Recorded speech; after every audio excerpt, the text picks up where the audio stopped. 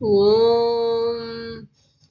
वक्रतुण्डमहाकाय सूर्यकोटिसमप्रभ निर्विघ्नं कुरु मे देव सर्वकार्येषु सर्वदा या देवी स्तूयते नित्यं विबुधैर्वेदपारगैः सा मे वसतु जिह्वाग्रे ब्रह्मरूपा सरस्वती गुरुर्ब्रह्मा गुरुर्विष्णुः गुरुर्देवो महेश्वरः गुरुः साक्षात् परब्रह्म तस्मै श्रीगुरवे नमः। ஸ்ரீ அன்னபூர்ணா ஸ்தோத்திரம். ஸ்ரீ ஆதிசங்கர பகவத்பாதர் நமக்காக அருளி செய்திருக்கிற ஒரு அற்புதமான ஸ்தோத்திரம் இந்த அன்னபூர்ணா ஸ்தோத்திரம்.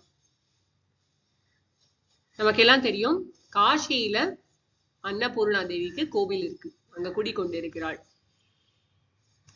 இந்த அன்னபூர்ணா தேவி எப்படி காஷிக்கு வந்தா அப்படின்னு பார்த்தோம்னா, ஒரு நாளைக்கு இது புராணத்துல வரக்கூடிய ஒரு கதை. சிவபெருமானும் பார்வதி தேவியும் ஒரு நாளைக்கு ஏதோ விளையாடிட்டு இருக்காங்க, டைஸ் ஏதோ விளையாடிட்டு இருக்காங்க. அப்ப பேச்சு வாக்குல அவங்களுக்குள்ளார ஒரு கான்வர்சேஷன் போறது. இப்ப சிவபெருமான் சொன்னாராம், உலகம் அத்தனையும் வெறும் மாயா கல்பித்தம், இன்னும் ஒன்னுத்துலயும் ஒரு சாரமும் இல்ல, வெறும் தோற்றம் அப்படின்னு சொன்னாராம். இதுக்கு அம்பாள் சொன்னாலாம், இல்ல, இந்த உலகம் பிரவிற்த்தி ஆயின்னு இருக்கு, நடைபெற்று கொண்டிருக்கிறது, இயக்கம் நடந்துட்டு இருக்கு அப்படின்னு சொன்னா அதற்கு உணவுதான் காரணம். உணவு இல்லாம எந்த ஜீவ சக்தியும் இன்னும் ஒரு வேலையும் செய்ய முடியாது. வெறும் தோற்றம்னா எதுக்கு பசிக்கிறது அப்படின்னு சொல்லிட்டு சொன்னாலாம். அத சிவபெருமான் ஏற்கலை அப்படின்னோன்னு பார்வதி தேவியம்மா கோச்சுண்டு எல்லா இடத்துலயும் உணவு டிசப்பியர் ஆகட்டும் அப்படின்னு சொல்லிட்டு மறைஞ்சு போயிட்டா. எல்லா இடத்துலயும் பூமியிலையும் உணவு எல்லாம் காணாம போயிடுத்து. உணவே இல்லை, எங்கேயும் உணவு இல்லை. அப்புறம் கொஞ்ச நாள் ஓடிட்டு அதுக்குள்ளார எல்லாரும் பயங்கரமா சஃபர் பண்ண ஆரம்பிச்சா. ஒருவேளை நம்ம சாப்பிடாம இருந்தோம்னு நினைச்சு பார்க்கலாமே, நம்ம விரதம்னு சொல்லி வேற ஏதாவது காரியத்துல நம்ம ஈடுபடும் போது நம்மளுடைய உணவை நாம பத்தி யோசிக்கல அப்படின்னா அது வேற விஷயம். பட் நல்லா சாப்பிடணும் அப்படின்னு நினைச்சிட்டு இருக்கும்போது கிச்சன்ல எல்லாம் பண்ணி வச்சுட்டு வந்திருக்கோம், ரசம், சாம்பார், காய் எல்லாம். திடீர்னு போனா வெறும் பாத்திரம் தான் இருக்குன்னா எப்படி இருக்கும் நமக்கு? அரிசி எல்லாம் காணா போச்சுன்னா, பூமி ஃபுல்லா எல்லா உணவு வகைகளும் காணாம போச்சு, ஒண்ணுமே இல்ல சாப்பிடுறது. பூமியில மட்டும் இல்ல, தேவலோகத்திலையும் தேவர்களுக்கும் எந்த விதமான உணவும் கிடைக்கல. இங்க யாகம் பண்ணி அவிஸ்லாம் கொடுத்தா தானே அங்க தேவர்களுக்கு உணவு கிடைக்கும், அதுவும் கிடைக்கல. அதனால தேவர்களும் சோர்ந்து போயிட்டாங்க. உலகத்துல எதுவுமே நடைபெறல, யாராலையும் எந்த காரியமும் செய்ய முடியல. எல்லாரும் சோர்ந்து போய் அழ ஆரம்பிச்சாச்சு. சிவனடியார்கள்லாம் சிவபெருமான் கிட்ட கதறாங்க, ஏதாவது உணவு கொடுங்க, எங்க குடும்பம் எல்லாம் கஷ்டப்படுறது அப்படின்னு சொல்லிட்டு பயங்கரமா அழுதோன்னு சிவபெருமான் யாரோ ஒரு அம்மா காஷியில இருந்துட்டு நிறைய சாப்பாடு கொடுக்குறாளாம் எல்லாருக்கும் அப்படின்னு கேள்விப்பட்டு அங்க போய் பாக்குறாரு. அங்க பார்த்தா அன்னபூர்ணா தேவி ரொம்ப அழகா, பார்த்தோன்னே தெரியறது அவருக்கு பார்வதி அம்மா தான் சொல்லிட்டு, பியூட்டிஃபுல்லான ஒரு ஃபார்ம்ல அங்க எல்லாருக்கும் சாப்பாடு கொடுத்துட்டு இருக்கா.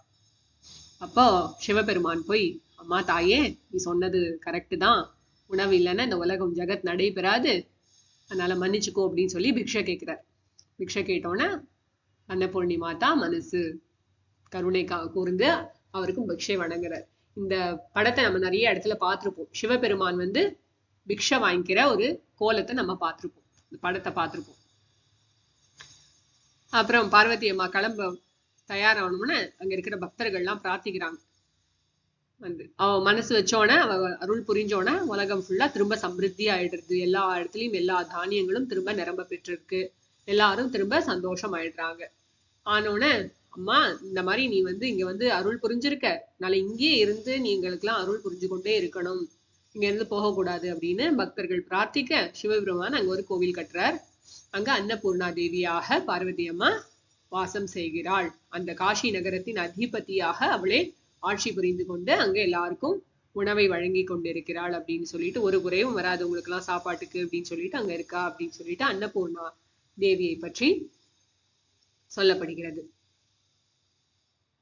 இப்போ அன்னம் அப்படின்னு பார்த்தோம்னா, அன்னம்னா என்ன? உணவு. உணவுனா வெறும் நம்ம சாப்பிடுற பிசிக்கல் ஃபுட்டு மாத்திரம் கிடையாது, அதுதான் ரொம்ப முக்கியமான ஒரு உணவு. அஃப்கோர்ஸ் அந்த சாப்பாடுன்னு பார்த்தோம்னா காய்கறிகளும் கிரெயின்ஸும் அதெல்லாம் ஒரு விஷயம். அது மட்டும் இல்ல, அதோட சேர்த்து நம்ம மற்றதையும் இன்க்ளூட் பண்ணிக்கணும். செவிக்கு உணவு இல்லாத போது அப்படின்னு சொன்னார் இல்லையா திருவள்ளுவர். நம்ம காதுல கேட்க வேண்டிய சத் விஷயங்கள், சாஸ்திர பாட்டங்கள், நல்ல சத் விஷயங்கள் நம்ம காதுல விழறது, நம்மளுக்கு என்னெல்லாம் அனுபவங்கள் ஏற்படுறதோ அதெல்லாம் கூட உணவு தான். அதெல்லாமே நம்மள நரிஷ் பண்றது.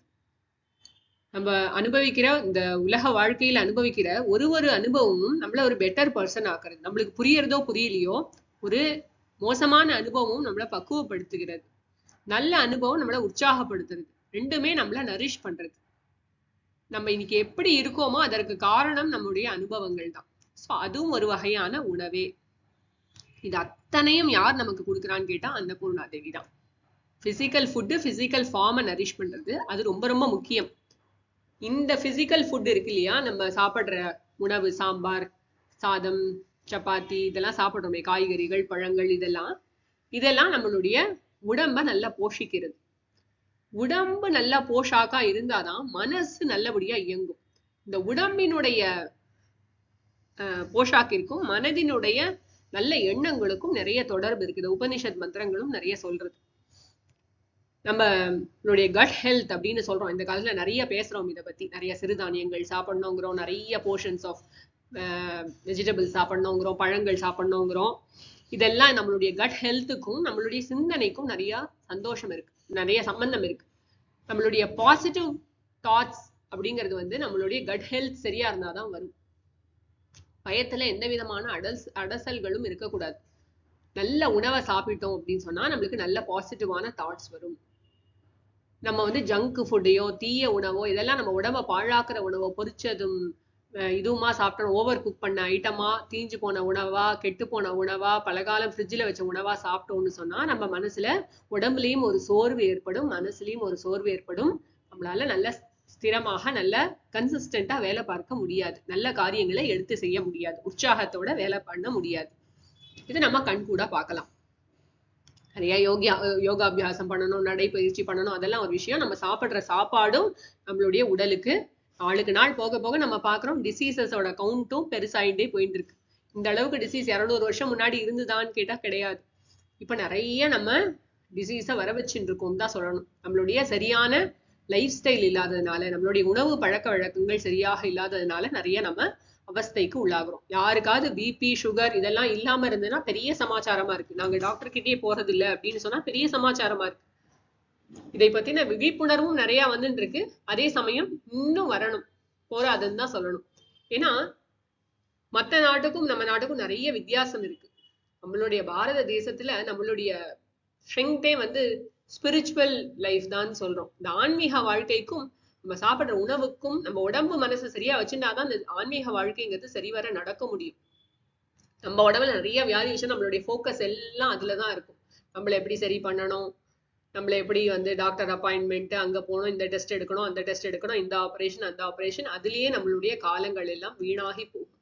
1 மணி நேரம் உட்காந்து நம்ம ஜபம் பண்ணணும்னா அதுக்கு ஸ்திரத்தா இருக்கிற மாதிரி நம்மளுடைய உடம்பு சரியாக இருக்கணும். நல்லா நம்ம ஆழ்ந்து சாஸ்திரத்தை படிக்கணும், பகவத்கீதையை படிக்கணும், திருக்குறளை படிக்கணும்னு சொன்னா அதற்கு அட்டென்ஷன் வேண்டி இருக்கு, மனசுல ஏகாகிரத்தை வேண்டி இருக்கு. அந்த ஏகாகிரத்தை எப்ப வரும்னு கேட்டா நல்ல உணவை நம்ம உட்கொள்ளணும், அளவா உட்கொள்ளணும். அப்பதான் நம்மளால ஒரு இடத்துல உட்காந்து பாடம் கேட்க முடியும். உட்கார்ந்து பார்த்தாதான் தெரியும். ரொம்ப ராஜசிக்கான உணவு, அதாவது ஓவர் குக்கா நிறைய எண்ணெயும் காரமும் சேர்ந்து ஓவர் குக் பண்ணின சாப்பாடு, சமோசா, கச்சோரின்னு சாப்பிட்டோம்னு சொன்னா நம்மளுக்கு ஏகாகிரத்தை இருக்காது. குழந்தைகள் நிறைய இதனால அஃபெக்ட் ஆகிறது நம்ம இந்த காலகட்டத்துல பார்த்துட்டு இருக்கோம். ஜங்க் ஃபுட்டுங்கிற கான்செப்டே முன்னாடி கிடையாது. இப்ப ஜங்க் ஃபுட் தான் பிரதானமான உணவாக இருக்கு. ஒரு நிறைய போர்ஷன்ஸ் ஆஃப் வெஜிடபிள்ஸோட எந்த குழந்தையும் சாப்பிட்றதுக்கு பிரியப்படுறது இல்லை. ஸ்கூல் வாசல்ல பார்த்தோம்னா தெரியும், ஸ்கூல் பக்கத்துல இருக்கிற பொட்டி கடை வாசல்ல ஸ்கூல் விடுற நேரத்துல நிறைய பசங்க கையில 10 ரூபா 20 ரூபா சில்லறை வச்சு நிற்கும். என்னன்னு கேட்டா சிப்ஸ் வாங்கி சாப்பிட்டுட்டு தான் வீட்டுக்கே போக முடியும். சாயந்தரம் போய் ஒரு நல்ல கஞ்சியை குடிக்கிறதோ, நல்ல ஒரு சிறுதானிய கஞ்சி குடிக்கிறதோ, அந்த மாதிரி இல்ல ஒரு கம்பு கஞ்சி குடிக்கிறதோ, அந்த மாதிரி ஒரு விஷயமே இப்ப கிடையாது. அப்படியே சாப்பிட்டாலும் ஃபர்ஸ்ட் சிப்ஸ், அதுக்கப்புறம் தான் பாக்கி எல்லாம். நம்ம தெரிஞ்சே நிறைய இந்த மாதிரியான தவறுகளை செஞ்சுட்டு இருக்கோம். நம்மளுடைய பாரத தேசத்துல எவ்வளவு கொட்டி கிடக்கு சாஸ்திரங்கள், இதெல்லாம் யாரு படிப்பா? நம்ம எல்லாம் படிக்கணும், இதெல்லாம் நிறைய ஃபோக்கஸ் பண்ணணும் அப்படின்னு சொன்னா நம்மளுடைய நாட்டின் ஆன்மீக சொத்தை நம்ம ஜாகிரதையா பாதுகாக்கணும், அடுத்த தலைமுறைக்கும் கொடுக்கணும் அப்படின்னு சொன்னா உணவுல நம்ம நிறைய ஃபோக்கஸ் பண்ண வேண்டியது இருக்கு. அன்னத்தை ஒருபோதும் நாம நிந்திக்க கூடாது. நல்ல உணவு, அன்னம்னு சொன்னாலே நல்ல உணவு, அன்னபூர்ணேஸ்வரி அப்படின்னாலே பூரணமா அன்னத்தை கொடுத்துட்டு இருக்கா அவ நமக்கு. பூரணமான அன்னம்னா ஃபுல்லா கம்ப்ளீட்டா அது நரிஷ் பண்றது. குறைவில்லாத அன்னத்தை வழங்குபவள் அன்னபூர்ணேஸ்வரி. நம்மள கம்ப்ளீட்டா நரிஷ் பண்றது. நல்ல உணவு இயற்கையில இருந்து வருது. ஆனா நம்ம என்ன பண்றோம், இந்த பேக்கெட் பண்ணி ஃபேக்டரியில இருக்கிற சாப்பாடு, மாச கணக்குல வச்சிருக்கிற முறுக்கு, இந்த மாதிரி விஷயங்களை நம்ம நிறைய ஃபோக்கஸ் பண்றோம். வீட்டுல பண்ணாலும் நிறைய ஜங்கா பண்றது, பொரிச்சு சாப்பிடுறது, நிறைய எண்ணெய் பலகாரங்கள் சாப்பிடுறது, அந்த மாதிரி விஷயங்கள்ல நிறைய ஃபோக்கஸ். குழந்தைங்களுக்கு அதான் பிடிக்கும், ஃப்ரை பண்ணி கொடுத்தாதான் பிடிக்கும் அப்படின்னு சொல்றோம். ரொம்ப தவறு இல்லையா அது? நிறைய ஏகாகிரதைய சொல்லி கொடுக்கணும் குழந்தைங்களுக்கு. சின்ன வயசுல அவங்க யோகா அபியாசம் நல்லா பண்ணணும், அவங்க ஜாயின்ஸ் எல்லாம் நல்லா வலுவா வச்சுக்கணும், நல்ல கஞ்சியெல்லாம் குடிக்கணும், சிறுதானியங்கள்லாம் சாப்பிடணும், நல்ல காய்கறிகள் பழங்கள்லாம் சாப்பிட்டு வளரணும், சரியான உணவு முறை பழக்கங்கள், நல்ல வாழ்க்கை, தரமான வாழ்க்கையாக அவங்களுக்கு வாழ நம்ம பழகி கொடுக்கணும். அதுக்கு முக்கியமான ஒரு கான்ட்ரிபியூட்டர் இந்த நல்ல உணவு. அதற்கு நாம அன்னபூர்ணா தேவியை நிறைய பிரார்த்தனை பண்ண வேண்டியது இருக்கு. நமக்கு மட்டும் இல்ல, உலகத்துல இருக்கக்கூடிய அத்தனை ஜீவராசிகளுக்கும் நல்ல உணவு கிடைக்கணும். மனசுல ஜங்க் சாப்பிடணுங்கிற ஒரு தாட் கம்மி ஆகணும். இப்ப நம்ம பார்த்தோம்னா ஒரு தெருவுல நடந்து போறோம், ஏதாவது வெளியில வாங்கி சாப்பிடணும்னா அதற்கான ஆப்ஷனே ஒரு சுண்டல் கடையோ இல்ல ஒரு நல்ல ஸ்வீட் பொட்டேட்டோ வேக வச்சோ, சக்கரவள்ளி கிழங்கோ, அந்த மாதிரி விஷயங்கள்லாம் பார்க்கவே முடியறது இல்லை. எங்க பார்த்தாலும் சாய் வாலா, அந்த மசாலா, இந்த மசாலா, சமோசா, கச்சோரி, இந்த மாதிரியான கடைகள்ல தான் கூட்டம் பயங்கரமா நெரிச்சுட்டு இருக்கு. பஜ்ஜி கடை வாசல்ல கூட்டம் பயங்கரமா இருக்கு. எவ்வளவு எண்ணெயாக இருந்தாலும் கவலைப்படாம வாங்கி சாப்பிடுறோம். ஆனா ஒரு நல்ல கடைகளில் ஒரு நல்ல சாயந்தரம் ஒரு நல்ல எல்லாம் போட்டு கேரட் எல்லாம் போட்டு நல்ல ஒரு சாலட் சாப்பிடுவோம். அந்த மாதிரி ஒரு விஷயமே இப்ப எங்கேயும் கிடைக்கிறது இல்லை. அந்த மாதிரியான தரமான உணவுங்கிறது நாமினல் காஸ்ட்ல கிடைக்கிறதே இல்லை. பெரிய உணவு கூடங்கள்ல கிடைக்குமா இருக்கும், பட் சாதாரண மக்களுக்கு அது ஈஸியா இல்லை வாங்கி சாப்பிடுறது அப்படிங்கிற விஷயம். அதுவும் நிறைய மாறணும் நம்மளுடைய சமுதாயத்துல. நிறைய நல்ல யங்ஸ்டர்ஸ் எல்லாம் நிறைய யோசிச்சு இந்த மாதிரியான நல்ல தரமான உணவு எல்லோருக்கும், மக்கள் அனைவருக்கும் கிடைக்கிற மாதிரி பண்ணணும். இது பண்ணா பெரிய சமுதாயத்துக்கு நம்ம செய்யக்கூடிய மிகப்பெரிய சேவை. ஏன்னா அந்த மாதிரி நீங்க தரமான உணவு எளிதில கிடைக்கப்படுற மாதிரி இருந்ததுன்னு சொன்னா இந்த சிப்ஸ் வாங்கி சாப்பிடுற கல்ச்சரை நம்ம கொஞ்சம் கீழே கொண்டு வர முடியும். அன்னத்தை நிந்திக்காம இருக்கணும் அப்படின்னு குழந்தைங்களுக்கு சொல்லி தரணும். நம்ம லைக்ஸ் அண்ட் டிஸ்லைக்ஸை விட்டுடணும். இது எனக்கு பிடிக்கல, இந்த கஞ்சி நல்லா இல்லை, கம்பு கஞ்சி, இந்த மாதிரி குழந்தைங்களுக்கு சொல்ல நம்ம அனுமதிக்க கூடாது. நாள் முழுக்க நல்ல உணவை மட்டுமே நாம் சாப்பிடணும். அன்னத்தை நிந்திக்காம இருக்கணும்னா என்ன பண்ணணும்? வீட்டுல நம்ம தரமான உணவு வகைகளை சமைச்சு அதனை முக்கியமா நம்ம நெய்வேத்தியம் பண்ணணும். இறைவனுக்கு அதை அர்ப்பணம் பண்ணிவிட்டு சாப்பிட்டோம் அப்படின்னு சொன்னா அதுல இருக்கக்கூடிய தோஷங்களை பத்தி நம்ம பேச மாட்டோம். சூப்பரா இருக்குன்னு சொல்ல வாயை மூடின்னு பேசாம நம்ம நல்ல மனசோட, ஒரு தெய்வீகமான மனதோட, நன்றி உணர்வோட, ரெஸ்பெக்டோட, பணிவோட நம்ம அந்த உணவை உட்கொள்ள வேண்டும். இதற்கு நாமளும் செய்யணும், நம்ம அடுத்த தலைமுறைக்கும் இதை பழக்கப்படுத்த வேண்டும். வீட்டுக்கு வீடு நல்ல உணவு வகைகளை தயார் செய்யணும். செஞ்சு அது எப்படி இருக்கணும்? கடவுளுக்கு அதை அர்ப்பணிக்க கூடிய தரமான உணவாக அது இருக்கணும். அது நம்ம இருக்கான்னு நம்மளுக்கு தான் தெரியும். ஸோ செக்லிஸ்ட் சரியான உணவா இருக்கா, அது பகவானுக்கு அர்ப்பணம் பண்றதுக்கான யோக்கியத்தை உடையதாக இருக்கான்னு பார்த்து நம்ம சமைச்சோம் அப்படின்னு சொன்னா சரியான உணவு வகைகளை, சிம்பிளான உணவு, ஓவர் குக் பண்ணாம, எது மனசுல நல்ல எண்ணங்களை நிறைய அதிகரிக்க வைக்குமோ அந்த மாதிரியான உணவு வகைகளை சமைச்சு நம்ம இறைவனுக்கு ஆஃபர் பண்ணிட்டு அதை பிரசாதமாக உட்கொள்ள வேண்டும். பிரசாதம் அப்படின்னு சொல்லும் போதே நம்மளுடைய உடலையும் மனதையும் நன்கு சோர்வு இல்லாம நல்லா உற்சாகப்படுத்தி நல்ல காரியங்களில் நம்மை செலுத்த வைக்கும். அப்படிப்பட்ட பிரசாதத்தை நாம் உட்கொள்ள வேண்டும். அன்னத்துடைய மகிமையை பத்தி வேதங்கள்லயும் நிறைய சொல்லப்பட்டிருக்கு. அன்னம் ந நிந்த்யாத். அப்படிப்பட்ட உணவையும் அளவாக உட்கொள்ளணும். மிகினும் குறையினும் அருந்தியது அற்றது போற்றி உனின். நம்மளுக்கு உடம்புல மருந்து என ஒன்று வேண்டா யாக்கைக்கு, அருந்தியது அற்றது போற்றி உனின் அப்படின்னு சொல்றார் திருவள்ளுவர். அதாவது நீ ஒழுங்கா முன்னாடி சாப்பிட்ட உணவு ஜெரிமானம் ஆச்சா அப்படிங்கிறது தெரிஞ்சுட்டு அளவான உணவை இப்ப நீ உட்கொண்டேன்னு சொன்னா, தரமான உணவு உட்கொண்டேன்னு சொன்னா உடம்புக்கு மருந்துங்கிற ஒரு விஷயமே வேண்டாம். இந்த காலத்துல இந்த அளவுக்கு ஹாஸ்பிட்டல் போக வேண்டிய நீடு கூட இருக்காது. பிபி செக் பண்ணணும். இப்ப 40 வயசு ஆனாலே பிபி செக் பண்ணணும், சுகர் மந்த்லி செக் பண்ணணும், இன்சுலின் போட்டுக்கிற குழந்தைகள் எத்தனை பேர் அதிகமாக நம்ம பெருகி இருக்கிறத நம்ம பாக்குறோம் இந்த சமுதாயத்துல. 15 வயசுலயே இன்சுலின் போட்டுக்க ஆரம்பிச்சுடுறாங்க. எனக்கு தெரிஞ்சே நிறைய பேர் அந்த மாதிரி இருக்காங்க. அதனால நம்ம ரொம்ப ரொம்ப கேர்ஃபுல்லா அன்னத்தின் மகிமையை பற்றி, அன்னத்தை வீணடிக்க கூடாது. எத்தனை பேர் இதுக்காக உழைக்கிறாங்க. நம்ம வீட்டுக்கு நம்ம இங்க வீட்டுல நம்ம ஒரு பருப்பு சாதம் சாப்பிடுறோம் காயோட அப்படின்னு சொன்னா, இந்த பருப்பும் இந்த அரிசியும் இந்த காய்கறிகளும் நம்ம தட்டுக்கு வரத்துக்கு எத்தனை பேர் உழைக்கிறார்கள், எத்தனை பேருடைய அனுகிரகம், இறைவனுடைய அனுகிரகம் எவ்வளவு இருக்கு, எத்தனை பேருடைய உழைப்பு அதில் இருக்கு, எத்தனை பேருடைய நல்ல மனது அதுல இருக்கு அப்படிங்கிறத நம்ம நினைச்சு நன்றி உணர்வோட அந்த உணவை ஏற்க பழக வேண்டும். அந்த மாதிரி அன்னத்தை சாப்பிடும்போது நம்ம ஷேர் பண்ணி சாப்பிடணும். பஞ்ச மகா யஜ்ஞங்கள் அப்படின்னு சொல்றோம் இல்லையா, பண்ணும்போது என்ன, காக்காக்கி சாதம் வைக்கணும், சாதம் வைக்காம சாப்பிடும். இது என்ன ஒரு ரிமெம்பரன்ஸ் தட் நம்ம சாப்பிடக்கூடாது, யாருக்கும் கொடுக்காம நம்ம சாப்பிடக்கூடாது, நம்ம மட்டுமே புஞ்சிக்க கூடாது சாப்பாடு அப்படிங்கிறது ஒரு முக்கியமான விதியாக நம்ம பஞ்சமகா யஜ்ஞங்கள்ல சொல்லப்பட்டிருக்கு. காக்காக்கி சாதம் வைக்கிறதுன்னு ஒண்ணு, அதே மாதிரி உணவை வேஸ்ட் பண்ணக்கூடாது. வீட்டுல நிறைய சமைச்சிட்டோமா நம்ம பகிர்ந்தளித்து விட்டு அப்புறமா நம்ம சாப்பிடலாம். நமக்கு எவ்வளவு வேணுமோ அதை எடுத்து வச்சுன்னு பாக்கிய அதனுடைய உயிர் சத்து போறதுக்கு முன்னாடி நம்ம அதை டிஸ்ட்ரிபியூட் பண்ணிடணும். அது மட்டுமல்ல, நமக்கெல்லாம் எப்ப முடியுமோ அப்பெல்லாம் நம்ம நிறைய சாம்பார் சாதமோ தக்காளி சாதமோ நிறைய நம்ம பண்ணி நம்ம பேக்கெட் பண்ணி, அதுவும் என்ன சமுதாயத்தை பாழ்படுத்தாத வண்ணம் பிளாஸ்டிக்லாம் யூஸ் பண்ணாம நல்ல இயற்கை சார்ந்த பொருட்களை யூஸ் பண்ணி நல்லா பேக் பண்ணி யாரெல்லாம் பசியில இருக்காங்களோ அவங்களுக்கு தேடி பார்த்து கொடுத்து அவர்களின் ஆசையை பெற்று வர வேண்டும். ரொம்ப ரொம்ப முக்கியம். நம்மளுடைய கலாச்சாரத்துல பார்த்தோம்னா எல்லாமே அன்னத்தோட சம்பந்தமுடையதாக தான் இருக்கு. அது ஒரு கோவில் திருவிழாவாக இருந்ததுன்னா அன்னதானம் இல்லாம அது நிறைவு பெறாது. கும்பாபிஷேகம், எந்த கும்பாபிஷேகத்திலையும் சாப்பாடு இல்லாம நிறைவு பெறாது. 63 எல்லா இடத்துலயும் எல்லாம் கொடுப்பாங்க. சாக்லேட்ல இருந்து எல்லாம். சாக்லேட்லாம் கொடுக்க வேண்டாம். ஆக்சுவலா சாக்லேட்லாம் கொடுத்தா என்ன ஆகுது, எல்லாம் சாப்பிட்டு அந்த இடம் ஃபுல்லா குப்பை. இந்த மாதிரி பிளாஸ்டிக் சமாச்சாரங்கள் இல்லாம நம்ம நல்ல காரியங்கள் செய்தாலும் நம்மால சமுதாயத்துக்கு நல்ல கெடுதல் வராத மாதிரி நம்ம பண்ணணும். இயற்கையை நம்ம பாழ் பண்ணக்கூடாது அப்படிங்கிற எண்ணம் எப்பவுமே நமக்கு இருக்கணும். அப்பதான் அன்னபூர்ணா தேவியின் அனுகிரகம் நமக்கு இருக்கும். அன்னபூர்ணா தேவிங்கிறவோ அந்த இயற்கையாக இருக்கக்கூடிய மாதா, இந்த உயிர் சக்தி. அவள் அவளுடைய அனுகிரகம் நமக்கு வேணும்னு சொன்னா நம்மளும் இயற்கையை பாழ் பண்ணாம இருக்கணும். நம்ம வீட்டுல சாதம் நடந்தது, தேவசனம் அப்படின்னா கூட அப்பயும் நம்ம கூப்பிட்டு சாப்பாடு போடுவோம் நம்ம எல்லாருக்கும். அந்த மாதிரி என்ன திருமணம் என்ன விழான்னு சொன்னாலும் உணவுக்கும் அதுக்கும் நிறைய சம்பந்தம் இருக்கு. ஆனா என்னன்னா, இந்த காலகட்டத்துல நம்ம நிறைய உணவை வீணடிக்கிறோம்.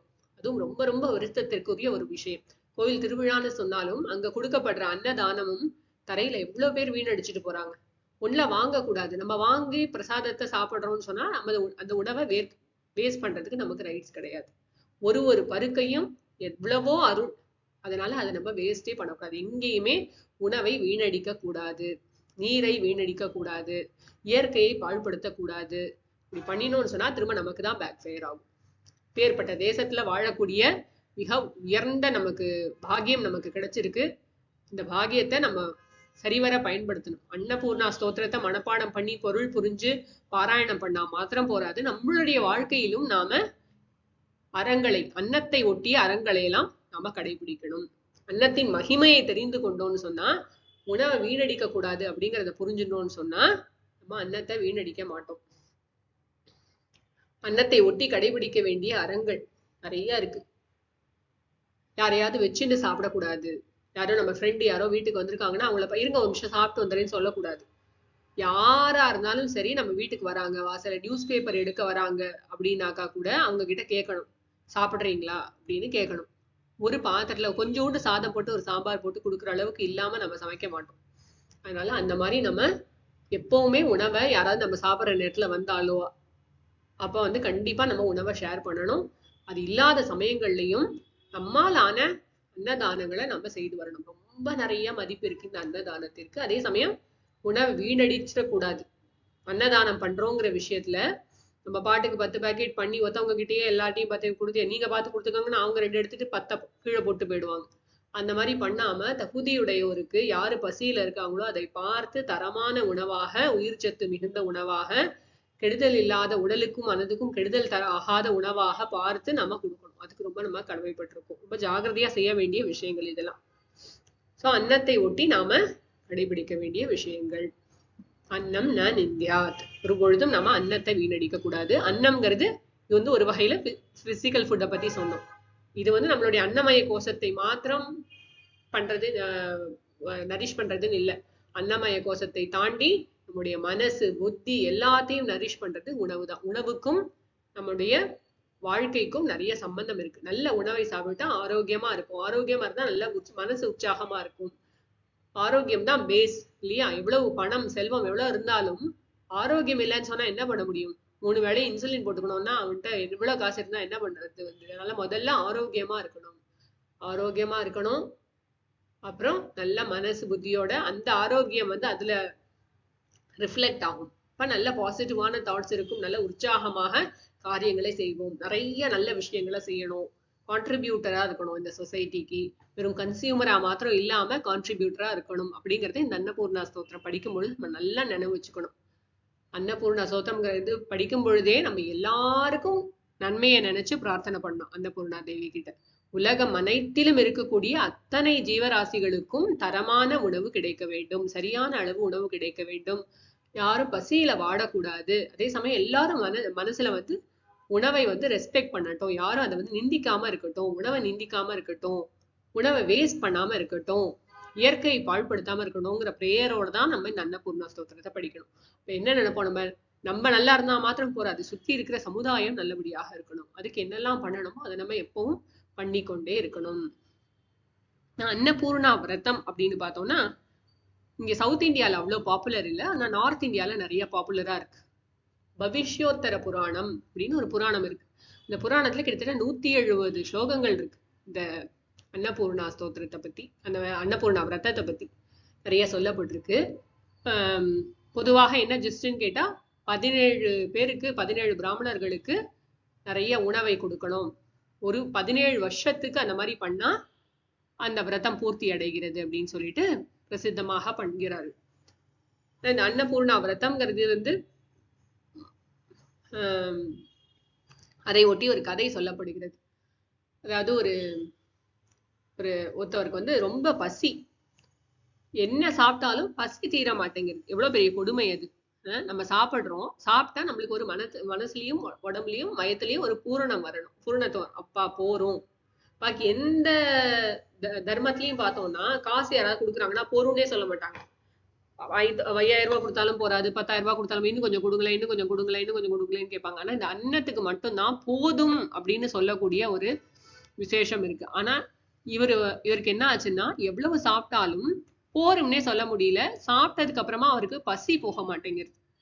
அப்ப அவர் ரொம்ப கஷ்டப்படுறதுனால ரொம்ப துக்கத்துல இருக்காரு. ஒரு காரியமும் செய்ய முடியல. அப்ப போய் ஒருத்தவர்கிட்ட ஒரு சேஜ் கிட்ட போய் அவர் என்னத்தினால இப்படி ஆகுறது அப்படிங்கறத விசாரிக்க, அவருடைய முன் ஜென்மத்துல அவர் வந்து நிறைய உணவை நிந்திச்சார்.